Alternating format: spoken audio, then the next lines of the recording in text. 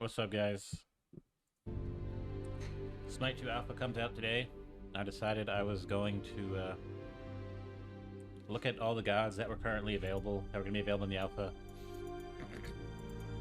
and just go through them, just to show what it is if you don't have access, or you haven't bought the Founders Edition, or you just aren't going to play it this time, or you're not gonna be able to see it yourself. So these are the ones that'll be available. These are the guys that'll be available. I'm very impressed and surprised about who they chose to add in the very beginning, because it definitely makes for a more dynamic and, like, I guess almost a special set of guys, a special team comp, because I played Smite 1 at the very beginning. So you had Ymir, you know what I'm saying, and he's a very simple god. So my point being is, in the beginning of Smite, everything was very simple. You had Artemis, they're very simple. You had Ra, he's very simple. The game was very simple. But introducing these gods in the beginning for Smite 2 makes it more complex. Like something like Bacchus is a little more complex, just because he's not as simple. And even Neith, like Neith has her ability to drop these little circles and I guess the weaves and like detonate them. Loki's here in the beginning. So we're just gonna start with on her. These are all gods in the first game. I'm just gonna click through his abilities so you can see them.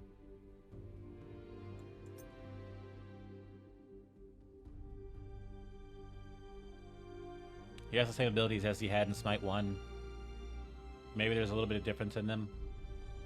Now this game doesn't use power. Like, you used to have magical power and physical power. Now you have strength and intelligence. And things scale accordingly, to strength and intelligence, depending on what it is. Like, this scales to strength.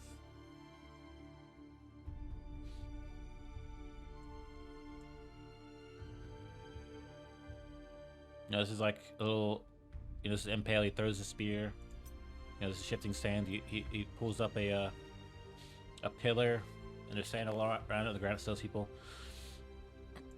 I'm not really going to say what the abilities are because there's so many of them, and people who haven't played the first one wouldn't get it anyway. This is like a leap. And he has his ultimate ability. He throws a bunch of I guess spears. Look at that for a little bit longer. But if you want to look at this, if you have access to the alpha, you can actually open it before it's even out, like before you can even play it. You can look at the gods, you can look at the abilities and stuff. So this is on her. You can go to collections where the skins are. He doesn't have any skins you can see currently. But if you've seen the first game, Smite 1, he looks really different. He looks much better. This is like one of the Unreal Engine. This is like an Unreal Engine, I don't know, 5 or something, I don't know. I don't remember. Looks very good. That was on her. You have Anubis. You can't rotate him or nothing. He's very powerful. Anubis is straight glass cannon mode. You got a little description of it, and then you have what it actually, like the stats, the description and the stats inside. This is like a cone attack where he just shoots locusts in a cone. This is like a stun. This is like Mummify. He wraps you up. You're stunned. You know what I'm saying? This is very useful. You need to be good at Mummify to set up for your other attacks. Stunning someone, holding them in place as Anubis. People think in their head they're basically gonna die. It's over, because he can hit you with a combo of Grasping Hands and Plague of Locusts, where he can unleash his ultimate, which is this beam shoots out his eyes. So Grasping Hands.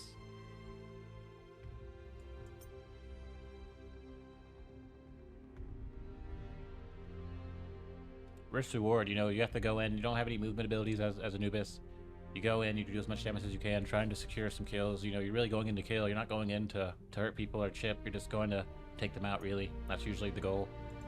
And then he has some skins, and they're very good looking skins. You have the default skin. I guess this is like an alt skin. Maybe it's not the alt skin, but it's like an alt skin. I don't know, it probably is. You have Blighthound. Look how good this looks. This looks great. I feel bad for people who don't have a really good computer. Trying to play Smite 2 might be a little difficult. Maybe there's shaders. Who knows? I got this great looking wolf or this jackal probably. He's probably still a jackal. And you have this Senku Sage. I guess it's like a Japanese thing, right? Looks very good. Look at the staff, lightning. You got like this animated creature that moves around on your staff a little bit. You got this nice big puffy tail with lightning going through it. You know, so that's Anubis. I'm gonna try to get through this pretty quickly because I don't want this to be a long video, but it is going to be one because we have to look through all these, and there's a lot to look through. Now this is where it gets interesting.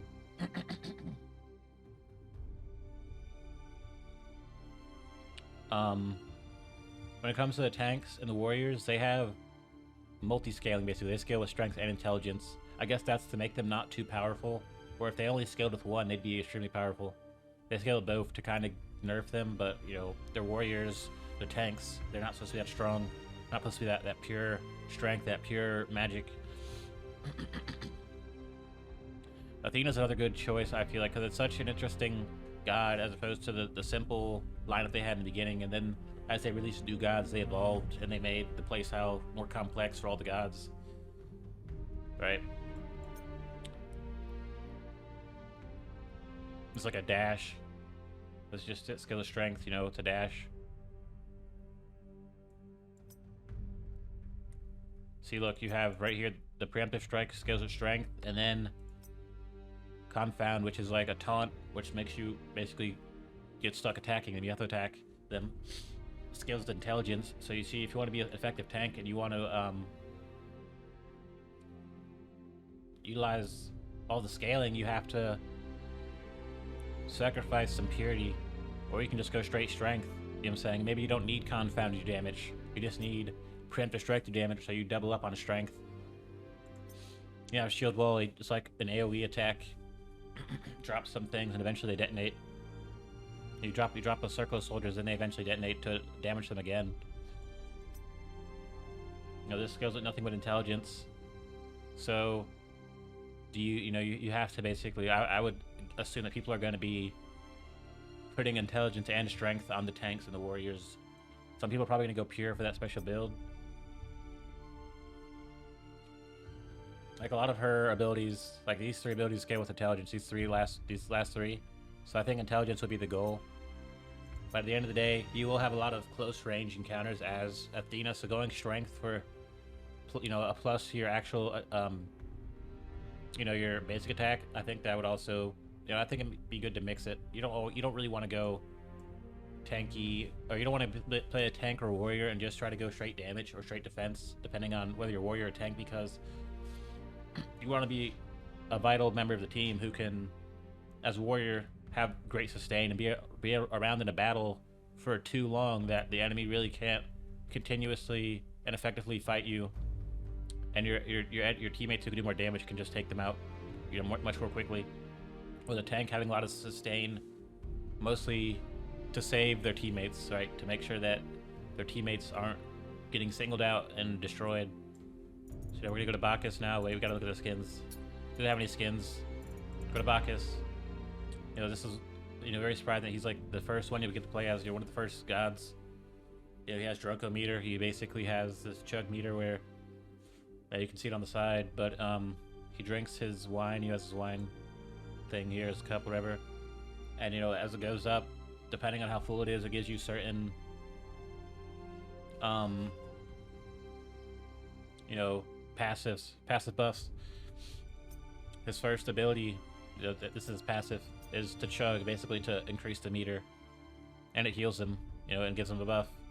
But on top of the buff chug gives you, you have your chug meter, right? You have those two separate things. Belly flop, he basically leaps. And I think this place is like knock up. You used to knock people up. I'm pretty sure you still will. Then he has belch, which is like a stun. So apparently they changed it in this game. If you're just not drunk enough, you won't stun. That's a very vital component to this, being a tank. Stunning the enemy so your allies can get them, so they can take them out, right? And then you have Intoxicate, which is like he slams his jug and it explodes everywhere. And, you know, it makes people drunk and it damages them. So you basically walk around all wobbly and, you know, it's hard to basically maneuver. It's a tank. You know, people probably got used to playing Smite 1 and doing whatever they wanted. But I hope Smite 2 can make for a much clearer experience where people aren't doing things to just be like a damage tank or a damage warrior. Like I think they should play the role more effectively, because the team needs that.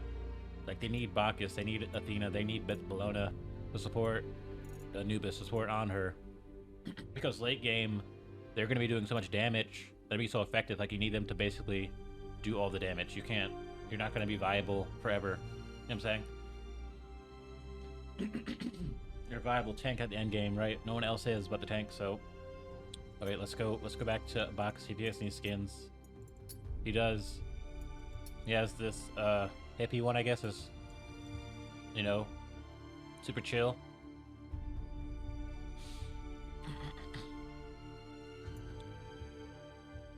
And then he has this cat one. So that's Bacchus. We're gonna go on to Bellona. We still have a lot of gods left. We've only gotten through 4. The playtest will start today at 8. I'll be playing and streaming it, but by the time this video comes out, it'll be way past 8 o'clock, so it doesn't really matter. Bellona's a very powerful warrior. If she can constantly land her hits and keep up the attack and, you know, target whoever's squishy to be effective with the damage. Very effective, very great. When she first came out, she was very OP. I feel like at this point in Smite 1, she's not that effective, besides going like attack speed or something. But just going for like, back in the day, you just would use her hammer. Bludgeon. You just use bludgeon and it would carry you. Like that would be the reason to play Bellona for bludgeon for the hammer. But nowadays, I think she's just kind of attack speed, or she's not doing much. They nerfed her severely, which is fine. But I feel like if you keep releasing gods that are too powerful, there has to be something said about whoever's making the gods, right? Like their abilities are always cracked. They seem cool and unique, and they basically are. And then they're too powerful.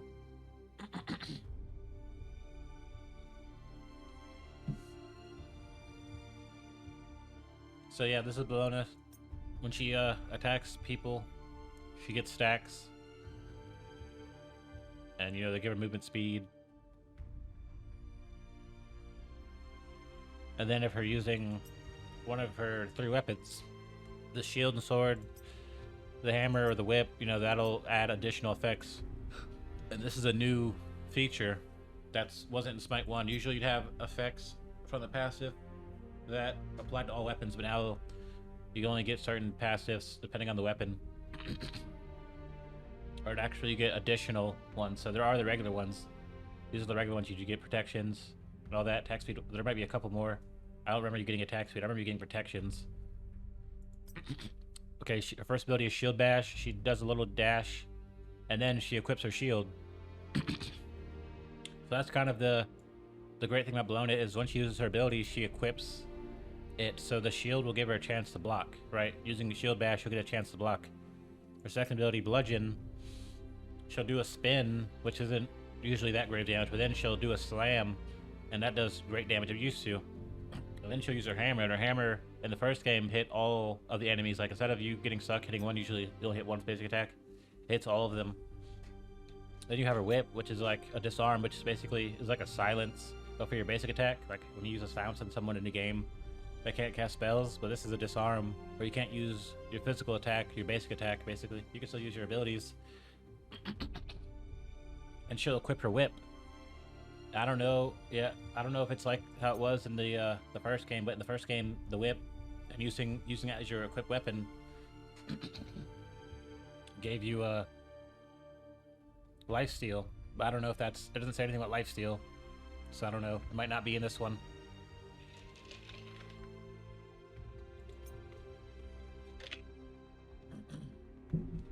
Her ultimate is Eagle's Rally. She jumps forward holding this flag and she plants it in the middle. And then around her, there's like an AoE of, that's like a buff. I'm saying you stay in the circle, it gives you a buff. It's very hard to utilize that because outside of the stun and landing on somebody, it's very hard to keep people in that circle. But there is ways to keep them in the circle. Your teammates can help you, but yeah, clear my throat. You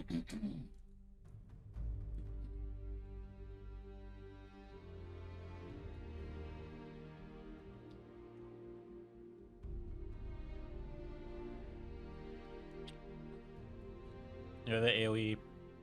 It's basically Bologna, you know, the AoE, that buff. Initial damage. You know, scaling with strength, basically. So Bologna will be a very good, a good warrior because she only needs strength. So that would make her a very powerful warrior. And a very simple one, you know, you don't have to worry about building, splitting your build between strength and intelligence. And then you have her skin. She has the basic, then she has this one. This is pretty good. It's pretty cool. So how's Bologna? Let's move on.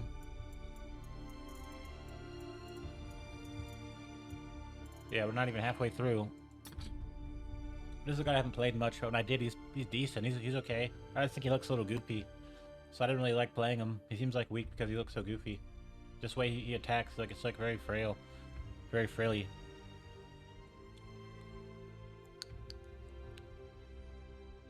I guess his passive Heady Glaive. He does more damage to enemies that are close and melee range. You know, Shifter of Seasons. This basically allows him to switch between, you know, the seasons. That'll give his basic attack properties.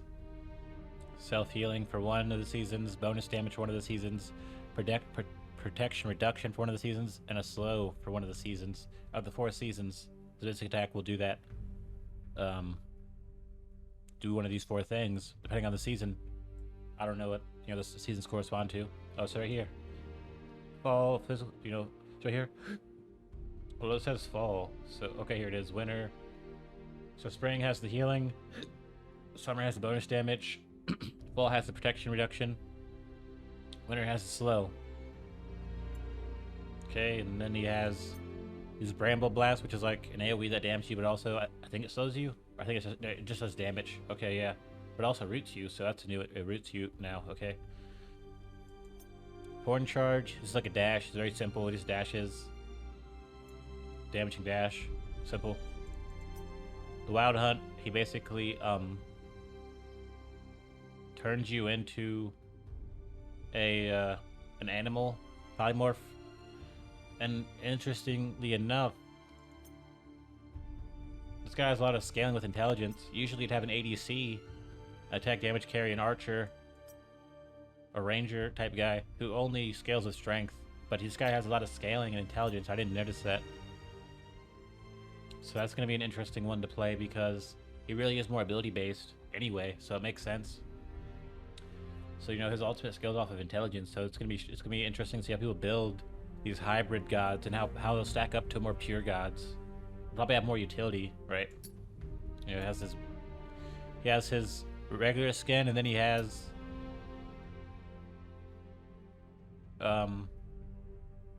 this netherware skin, which is like his face is like, I don't know, I think he's just like a type of monster at this point. I don't know. Looks really cool. These skins all look pretty good. Moving on to Chalk. Chalk is the other one that has some scaling. The skin looks very good, very vibrant, you know, very American, or very you know, Aztec, whatever, you know. Overflow. This is new. After 5 successful basic attacks, the next ability you activate has a lower cooldown and costs 0 mana and heals you. The heal is new. The cooldown, I think that's also new. It used to just be 0 mana cost. You know, he has Thunder Strike, he throws his axe, you know, and then you can use the axe to activate a teleport using Torrent, or you can activate Rain Dance, and it'll slow your enemy through throwing the hammer, throwing the axe. You know, it'll use that as a spot that you reactivate other abilities. He throws his axe, has intelligence and strength scaling. Torrent, this is like a spin, and you can use this to dash to the axe location. You know, wherever you threw it, you can dash that area. Basically teleport, but I guess it's considered more of a dash. It's like a spinning attack. Scales with strength. Something about protection buff scaling with intelligence. You can dash through walls.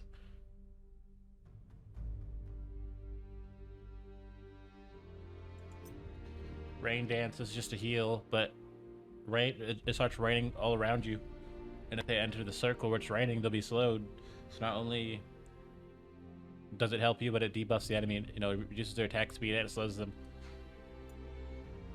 And he has his final ability, his ultimate storm call, where he kind of floats in the air for a little bit and then he slams the ground, a huge circle, and a huge circle with a huge circle, within a huge circle. I don't know. You gain mitigation. You silence them and you knock them up in the air. That's displace. Displace is probably the word for knock up. And you're immune to CC while casting, so no one can really slow you down or stop you. You're just going to be going full speed, not going to be able to stop you. Strength scaling, intelligence scaling, damage mitigation, which is pretty high. I don't remember if it had mitigation, but that's pretty high. Mitigation. Silence. Check the skins out. We got some other skins. Fallen Arbiter. Looks cool. Death's Rain. It's like a Reaper type guy. The arms are kind of cool. It's like pretty cool, I guess. Until he has like maybe another thing. I don't know what this is on his back. It's like some type of weapon on his back. I don't know. Maybe it's like another face.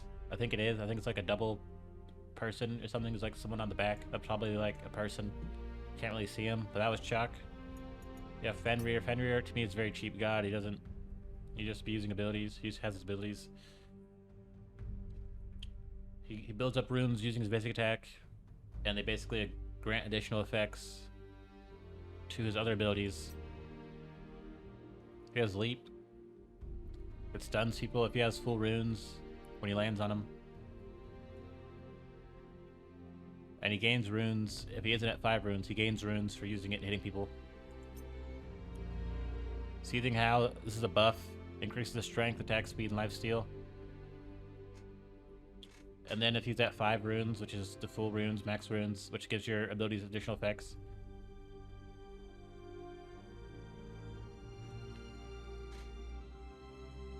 It doesn't consume your runes, apparently.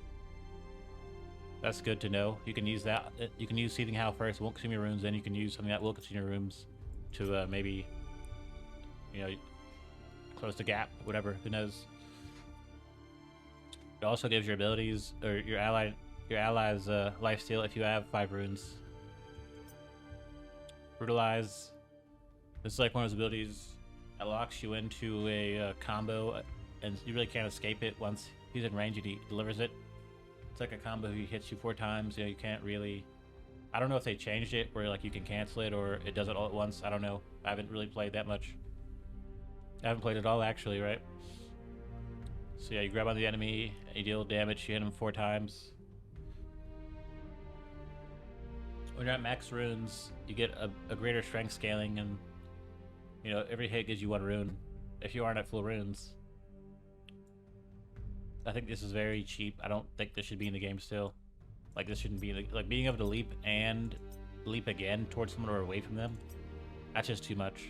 Like there's really no way to combat this type of character other than take him out instantly. Right? It's not really fair. It's not fair to me. Ragnarok, he turns into a giant wolf and he is able to bite you and pick you up and basically take you to his tower, take you to his buddies, take you away. You know what I'm saying? This isn't that bad, but I feel like comboed with Ragnarok, Brutalize, and Unchained, which is the leap. That's not really fair. He can move. He can go such a great distance and hit you with such unavoidable attacks. It doesn't really seem fair. I was really not expecting him to just put this back in and think it was like regular ability type stuff.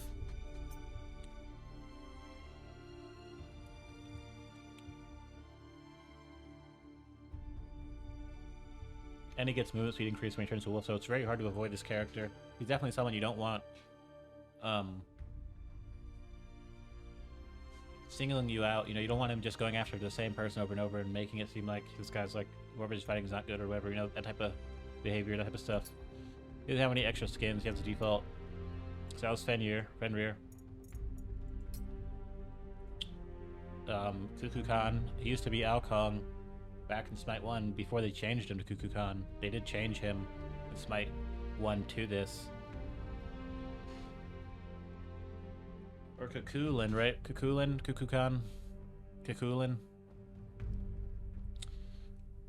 So he has his passive. He gains intelligence based off maximum mana. He's very simple. From back in the day, he's one of the simpler ones. He has this blast, this air blast, and it does damage to those enemies. This is very good. If you get good with this, this will be like what you use to finish enemies off, just to do good damage to them. At least you used to, right? I can't speak for the gameplay these days. I haven't played the game yet. Slipstream. He gets his movement speed. This is like his movement ability, basically. He just gets movement speed for a little bit. Apparently he gets a dash now when he moves into the whirlwind. This is like a combo ability where you would use this to get the movement speed buff, then you would run into this third ability, whirlwind, which will give you a dash. That's cool. That gives him greater mobility to escape the enemy. Usually he's just kind of a sitting duck type of character. Whirlwind's like used to be the bread and butter of Smite. If you had someone like this on your team, you hit Whirlwind, it was definitely going to ruin someone's day. But these days, Smite 1, it's not that big of a deal. It doesn't really matter. He creates Whirlwind, which is you know, this tornado that sits there, and once you go into it, if you go into it long enough, it'll apply a damage over time effect, and it'll really mess your day up. It used to. You know, you can see the damage check isn't that high, and then it has scaling and stuff. We'll see how effective it is. If he's good off Whirlwind. I mean, he's fine because you do have his wind blast. Then you do have his ultimate, Spirit of the Nine Winds. He basically launches this dragon, like avatar, whatever, this dragon hologram type creature, and he shoots a giant beam across the battlefield in a straight line. It does tons of damage. Like you see right now, it does 800 damage. It's completely upgraded. Completely upgraded with 115% damage or intelligence scaling. So that's really good. It's very powerful. Now let's look at his skins. He has nothing. He just has default. All right, it's almost done. You have Loki. I'm surprised to put Loki in here as well. I feel like putting more complex gods in the beginning makes the game more interesting, and you don't really get set into playing as Ymir, who's just so simple, or playing as Artemis is very simple. You have to already be accustomed and used to playing with complex gods. So people who are new don't really have an excuse, because there was never a time period, or back in the day at least, there was never a time period where there weren't super crazy gods. You know what I'm saying? Like at the very beginning, you can just be like, the game's much easier because there's no one who's that complex, and there's no monkey wrench, there's nothing crazy coming at you. But whatever, right? You got behind you, which is like, you know, he's like a rogue, he's Loki, he's a backstabber. He gets this buff to backstabs. And it also, you know, he has an ability we're gonna see soon that gives him that buff outside of backstabs. But you know, it applies the buff regardless of if it's behind them or not. Vanish, this is where he enters stealth mode. He turns invisible. He gains increased movement speed, and it gives your basic attack a bleed. Apparently, if you kill a god, it refreshes the cooldown. That's really cool because it gives you that incentive to go for those stealth kills, just to go and vanish again. That's really cool. This right here, that's really, really cool. But you have to kill him. You can't get an assist. You have to kill him yourself.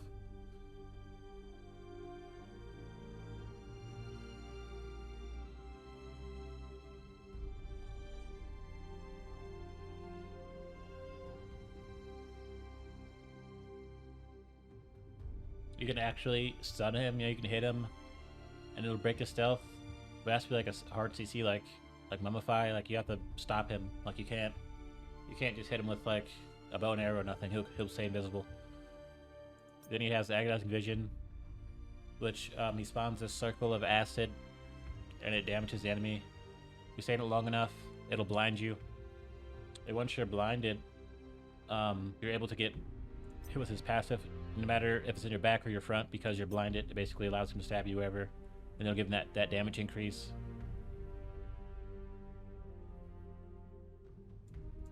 Then he has Fury Strikes, which is just like some ability-based combo ability where he hits a few times, he swings a few times, and it slows the enemies, and it applies a stronger slow when you hit your with the final attack. You have his ultimate, which is he teleports to his desired location, and he stuns the enemy. He deals some damage, and that's basically what you would use to initiate a fight as Loki, and then start hitting them with Flurry Strike or trying to stab them in the back, right? Or going into stealth to get that bleed, then teleporting, then hitting them with the AoE or the Fury Strike, or just swinging at them just to do. You're basically a rogue. You do as much damage as possible to get the enemy taken down. He has a couple skins. He has Infiltrator. These look pretty good. I like this one. This one's really cool. It looks very nice. The clothing looks really good. So that's Loki. We're almost done. Neith looks much more wholesome in this. She used to just have like a bikini on, but now she looks much more wholesome, where I can actually bear to look at her, and it's not like there's some overkill. You got Broken Weave. She creates weaves, and then she can detonate them to root the enemy and deal additional damage. Detonating weaves gives her attack speed and increased intelligence, so she must have scaling with intelligence as well. I'm probably going to be playing as Neith when I play, because I like Neith. I'm not saying I like the other characters, but Neith's interesting to me. I like her clothes. Her clothes are much more wholesome. The colors are much more focused on like the actual outfit and the color and the jewelry, not just like some lady.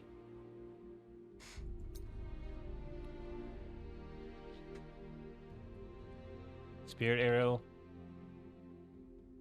It's something that it's like a basic projectile attack, but in this case it roots enemies, which is very good for follow-up basic attacks. You're just shooting at them, and if you hit a weave, it'll detonate and do additional damage. So you have to line that up. That's the trick about Neith. You have to line up your shots with your weaves. It's very important to put weaves down and use them, because there'll be a lot of extra damage. The straight scaling, intelligence scaling, unravel.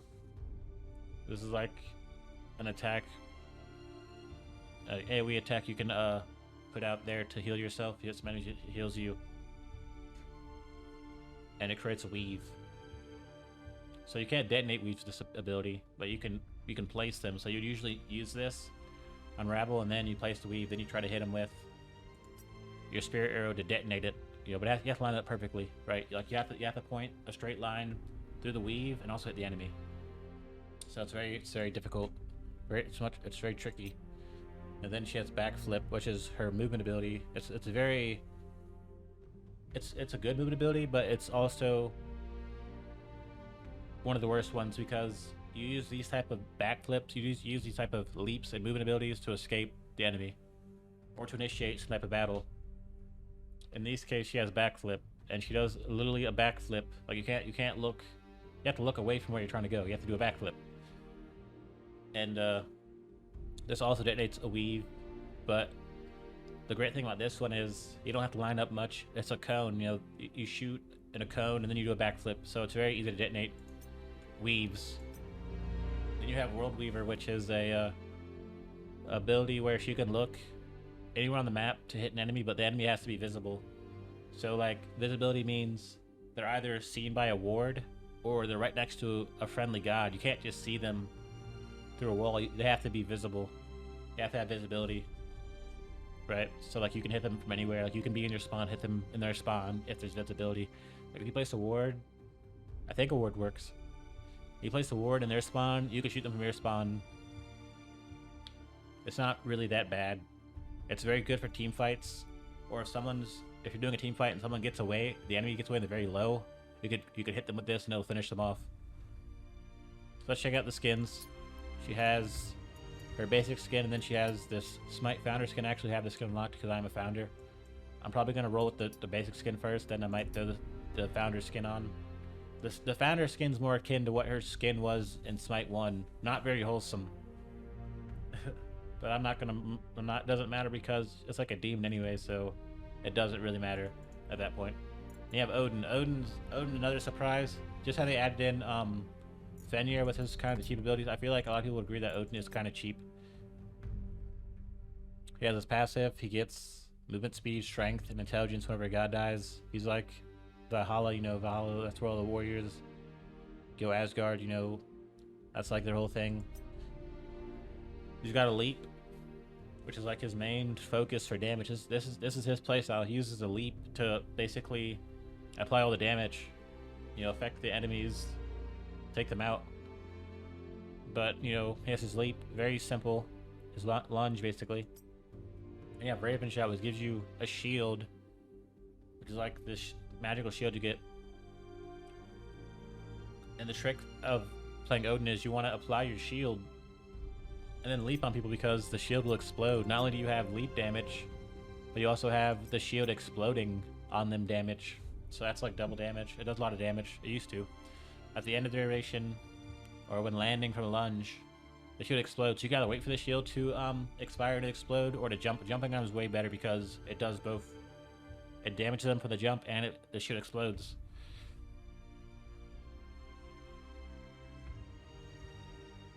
It does increase damage if the shield's at full HP when it explodes. So you don't want to. You want to basically do the shout and jump immediately to get that extra bonus. The scales with strength and intelligence. You can pick either one or both. Then he has this thing where this is basically his 3. He press 3, it does a couple pulses, and then after a couple pulses, it gives your spear the ability to slow enemies, or not slow them, but stun them. I think, right?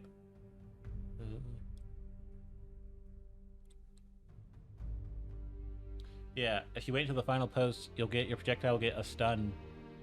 So like you have a pulse, you have 1 pulse, and that'll add something, 2 pulse, that'll add another, and then 3 pulse. That'll finally add, I think, the stun.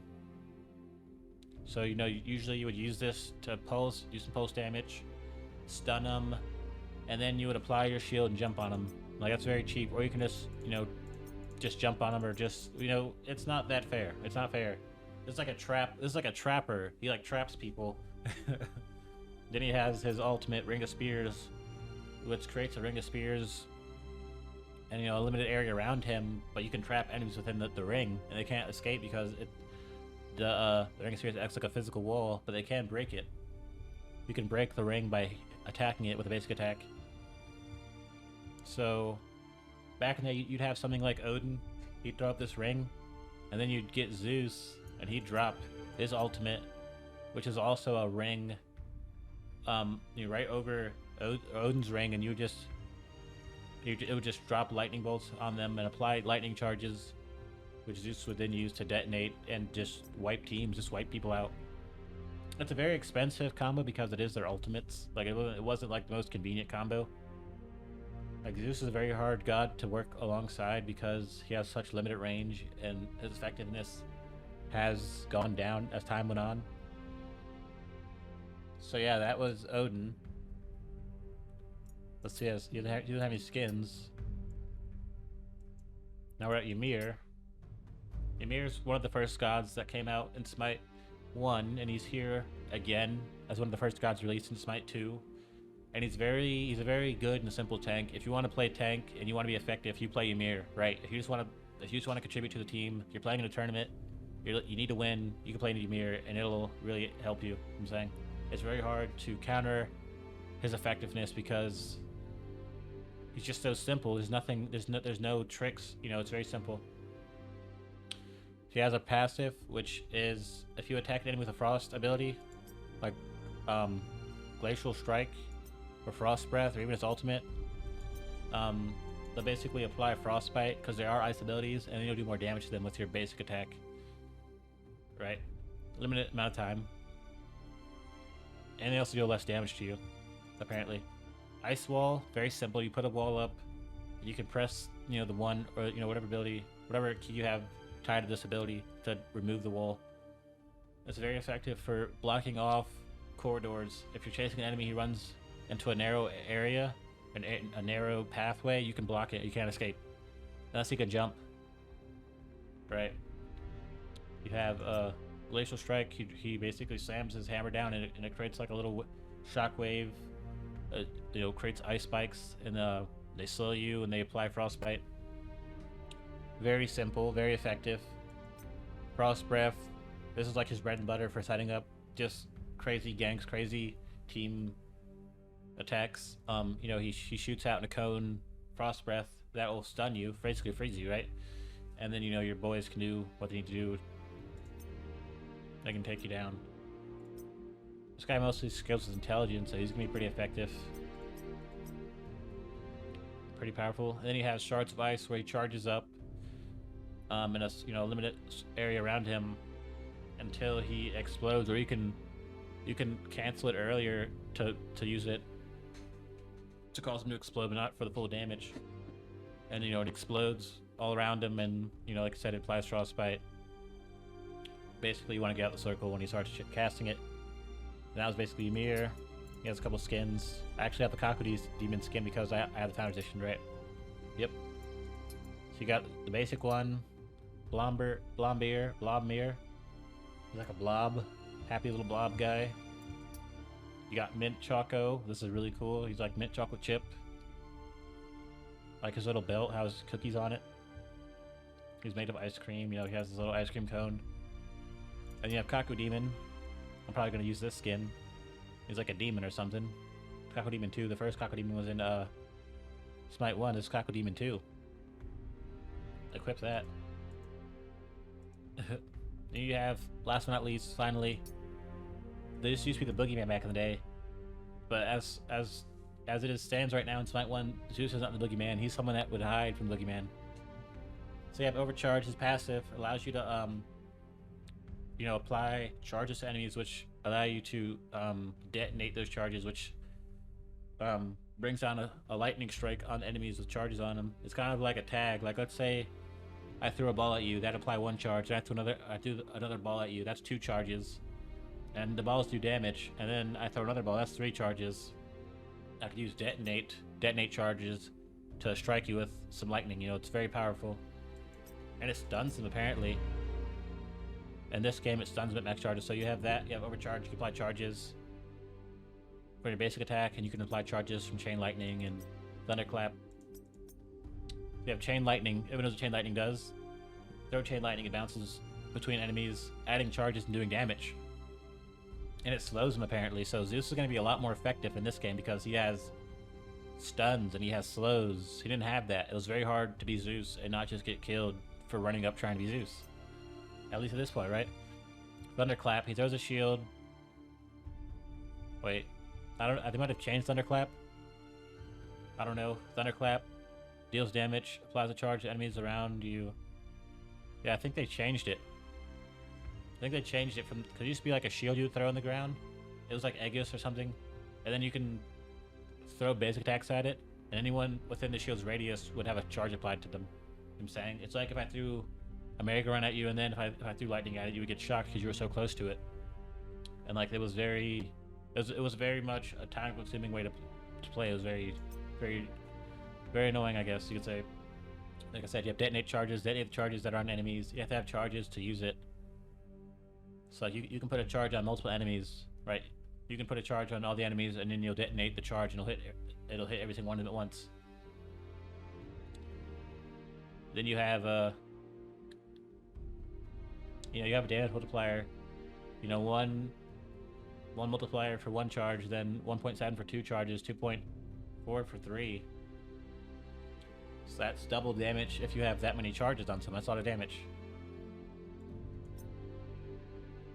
You have Lightning Storm. Basically dropping your circle, your AoE down, and then it's like a lightning storm, you put the cloud over you, strikes lightning. As long as you're in the area, you're getting hit with lightning, and you're receiving charges. And it's I'm saying, that's, I think they reduced the amount of times it hits. 5 times seems like a small amount. I don't know. let's look at his skins. He has his basic and he has the Fallen. He's like a magician looking dude. That's basically it for the gods.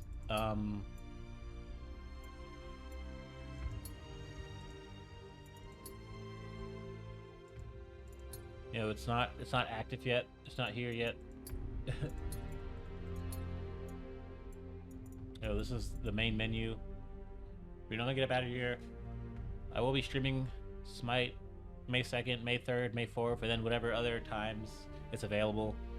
So I'm gonna get out of here, edit this video, I'm gonna go do some other things and be ready to play on stream tonight. Check it out if you get the Founders Edition. The cheapest one you can get is $30, up to like 60 and above. All you need to do is buy the $30 edition. You can get access to all the alphas and betas. But if you don't want to wait, I think the game's free and it comes out in July or something. I don't know, sometime soon. So, you know, definitely check out Smite 2. I don't think it's going to be as bad as Smite 1. Smite 1 became very toxic, and you know, it was almost like being inside a pool of toxicity where it just kind of remained outside of people actively talking crazily. But I'm gonna get out of here. It's a 40-minute video.